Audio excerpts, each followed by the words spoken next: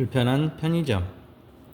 광역버스는 꽤나 오래 달려 경기 남부의 한 읍내로 진입하고 있었다. 국도는 여전히 개발이 진행되는 동네답게 레밋콘과 공사 차량이 수시로 지나다녔다. 국도 위 한 정거장에 나를 내려준 버스는 먼지를 뿌리며 사라졌고, 나는 내리기 전 봐둔 표지판이 있는 곳으로 되돌아 걸어갔다. 표지판에 다다라 잠시 그것을 쳐다보았다. 추모공원 더 홈까지 500m 남았다고 표지판은 말하고 있었고, 나는 언덕으로 치닫는 500여 미터를 걸어가며 추모공원의 명칭을 어떻게 번역해야 할지에 대해 생각했다. 집, 가정, 보금자리, 네이밍을 한 사람의 심정이 이해가 되었다. 홈은 홈일 뿐이다. 어쨌거나 홈리스인 내가 홈으로 향하고 있자니 기분이 묘했다. 그곳은 내겐 죽어서도 거할 수 없는 곳이고 살아서도 환영받지 못할 곳이었다. 그러나 이제 다다랐고 직면해야 할 순간이 되었다. 부담스러울 만큼 큰 추모공원 입구의 조형물을 지나며 나는 곽씨가 어제 건넨 쪽지를 건넸다. 그린 A 303 이라 적힌 주소를 확인한 뒤 마스크를 벗고 숨을 내쉬었다. 추모공원은 양지바른 산 언덕을 깎아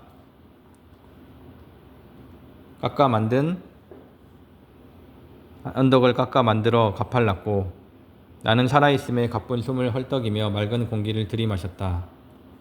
망자들의 홈에 와서일까? 주위에 사람이 없었다.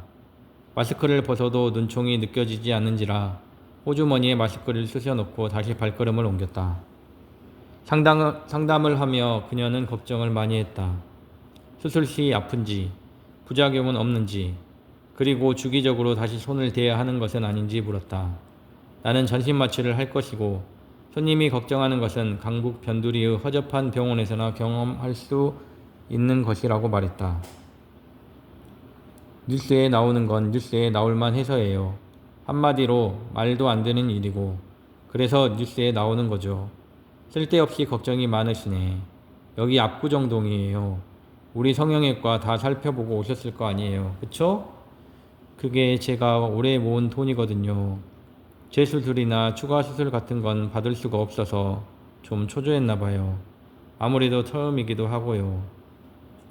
잘 오셨어요. 처음이자 마지막으로 잘 해드릴 테니 걱정 붙들어 매시고 병원이랑 의사 말 잘 듣고 따라오시면 됩니다.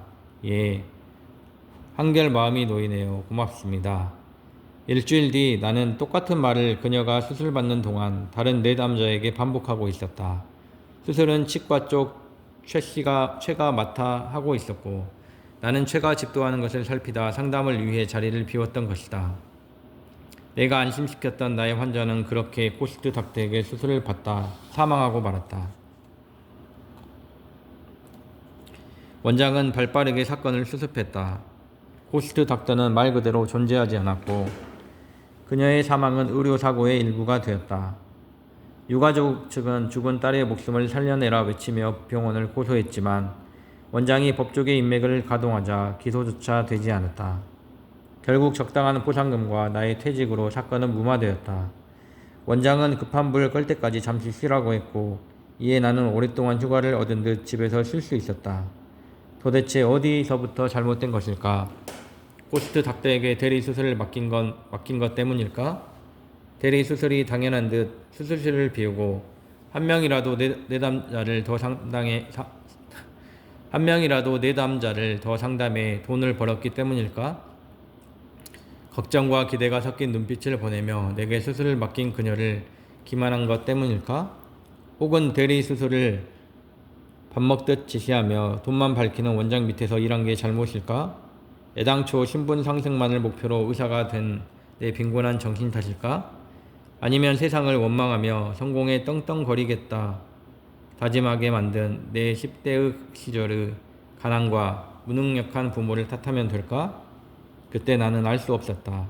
도저히 알 수 없었다. 이제 알게 되겠지만 이제 되돌릴 수 없음도 알게 되었다. 여기 그린 A 303호 앞에 서서 내가 죽인 것과 다름없는 여전히 앳된 22살 여자의 얼굴 앞에서 멈추지 않고 흐르는 눈물을 마스크로 훔칠 수밖에 없었다. 취업을 앞두고 면접을 위해 얼굴에 투자를 해야 했다던 얼굴을 고치기 위해 대학 내내 아르바이트를 했다던 그녀를 똑바로 바라볼 수 없었다. 그녀는 살아남기 위해 세상의 기준에 맞추려 했고 그것이 그녀를 살아남지 못하게 만들었다. 그녀의 목숨을 앗아간 비정한 칼날이 그것이 여전히 내 손에 들려있는 것만 같아 소름이 끼쳤다. 나는 눈물을 참고 바깥속 깊은 곳으로 손을 넣었다. 그곳에서 칼이 아닌 꽃을 꺼냈다. 어제 구입해 놓은 부치는 조화였다. 나는 붉게 빛나는 가짜 꽃을 그녀의 작은 공간에 부착했다. 그리고 어찌할 바를 모른 채 서 있었다. 다시 눈물이 흐르기 시작했다.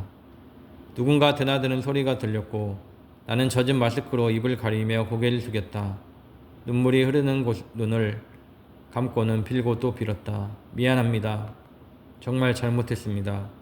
저를 용서하지 마세요. 그곳에서 평안하세요. 부디 평안하시길 기원합니다. 광역버스를 타고 서울로 접어들자 어김없이 차가 막히기 시작했다. 나는 잠든 듯 눈을 감은 채 터져 나오는 감정을 참으려 애쓰는 중이었다. 아내는 유급휴가 중이라고 얼버무린 내 말을 믿지 않았다. 무슨 일이냐 전후 사정을 계속 물었다. 나는 그럴 때일수록 뻔뻔하고 대담해져야 한다고 배웠기에 원장과 갈등이 있어 시간을 갖는 거라 둘러댔다. 그러나 그 노릇도 오래가지 못했다. 죽은 그녀가 활동하던 봉사단체에서 병원으로 몰려와 피켓 시위를 벌였다. 곧 뉴스에도 사건이 보도되었고 인터넷에도 빠르게 사건 내용이 퍼져나갔다. 아내는 내게 진실을 물었다. 나는 회피했다. 진실 따위가 뭐가 중요한가? 나와 가족이 살려면 입을 다무는 게 답이었다. 그러나 아내는 딸 역시 아빠의 사건을 궁금해한다며 따져 물었다. 그러니까 더 말을 아껴야 하고 잡아떼야 하는 것이 아닌가. 답답한 나머지 나는 아내에게 말했다. 내가 의료사고 낸 거 아니다. 서과장 쪽에서 벌어진 일이고 우리 업계에서 종종 일어나는 일이 아니냐. 그리고 원장은 이런 일 처리에 능하다. 곧 일상으로 돌아갈 거고 어수선한 병원 분위기는 좀 쉬는 것뿐이다. 아내는 그 말을 믿지 않았고 더 이상 말을 섞지 않았다. 매일 어딘가에 가서 불공을 들이는지 방황을 하는지 밤이 늦어서야 돌아왔다. 딸 역시 분위기를 감지한 듯 슬슬 피하기 시작했다. 그리하여 일요일 밤 혼자 집에 누워 배달 음식을 기다리던 나는 화딱지가 나고 말았다. 아내에게 전화를 했고 연결되자마자 아무 말이나 닥치는 대로 짓거려댔다. 나는 뭐 좋아서 이러고 사는 줄 알아? 그런 병원에 다니는 게 양심에 가책이 없는 줄 알아? 내가 이렇게 험한 곳에서 일하며 당신이랑 딸이랑 먹여 살리는 거야. 안 그럼 어떻게 살아? 세상이 만만해? 살다 보면 낙오자도 있고 피해자도 있고 나는 우리 가족을 지키기 위해 골이 빠지게 일했어. 그런데 그러다 지쳐 좀 쉰다고 내 편 안 들어? 대체 어디야? 당장 돌아오지 못해? 그날 밤 늦게 아내와 딸이 들어왔다. 두 사람은 체념한 듯 내 앞에 마주했다. 아내는 당분간 시간을 갖자고 당신 병원의 사건이 규명되기 전까지 힐난하지 않겠다고 했다. 나는 동의한 뒤 딸을 내려다보며 복종의 눈빛을 요구했다. 딸이 작은 눈을 들어 나를 응시했다. 나와 성격도 기질도 외모도 다 다른 딸이 유일하게 나를 닮은 그 작은 눈이 나는 유독 마음에 들지 않았다. 다른 것들을 닮고 눈은 엄마를 닮았으면 얼마나 좋았을까. 품고 있던 그 생각이 불쑥 입에서 튀어나왔다. 아빠 말 잘 들어야지. 그래야 대학 가는 대로 쌍꺼풀 수술해주지. 왜? 나도 죽이게? 딸의 입에서 대수롭지 않게 나온 말에 나도 아내도 얼어붙었다. 말문이 막힌 채 내 몸이 떨리기 시작했다. 그럼에도 딸은 경멸의 시선을 거두지 않았다. 순간 나도 모르게 손이 올라갔다. 그때 아내가 딸과 나 사이를 가로막았다. 아내는 부들대는 내 몸을 막아선 동시에 계속 내게 외쳐댔지만 아무것도 들리지 않았다. 딸을 향해 돌진하려는 나를 아내가 필사적으로 밀었다. 나는 반사적으로 아내를 밀쳤다. 그녀는 짧은 비명과 함께 장식장에 몸을 부딪히고 쓰러졌다. 정신을 차려보니 딸이 쓰러진 아내 옆에 앉아 다급히 어딘가로 전화를 걸고 있었다. 나는 그 자리에 털썩 주저앉아 믿기지 않는 눈앞의 광경을 바라보기만 할 뿐이었다. 의사는 타박상을 치료하고 며칠 안정을 취해야 한다며 입원을 권했다. 1인실 침대에 누운 아내는 공허한 눈빛으로 내 시선을 피할 뿐이었다. 내가 잘못을 사죄하고 다시는 이런 일이 없을 거라고 말해도 묵묵부답이었다. 아내는 나를 피해 창가로 돌아 누웠다. 나는 보호자 의자에 앉아 마른 세수를 했다. 눈물을 삼키며 고개를 떨궜다. 얼마나 시간이 흘렀을까? 아내의 목소리가 들려왔다.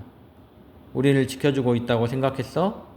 고개를 들자 병상에 기댄 그녀의 푸석한 얼굴이 눈에 들어왔다.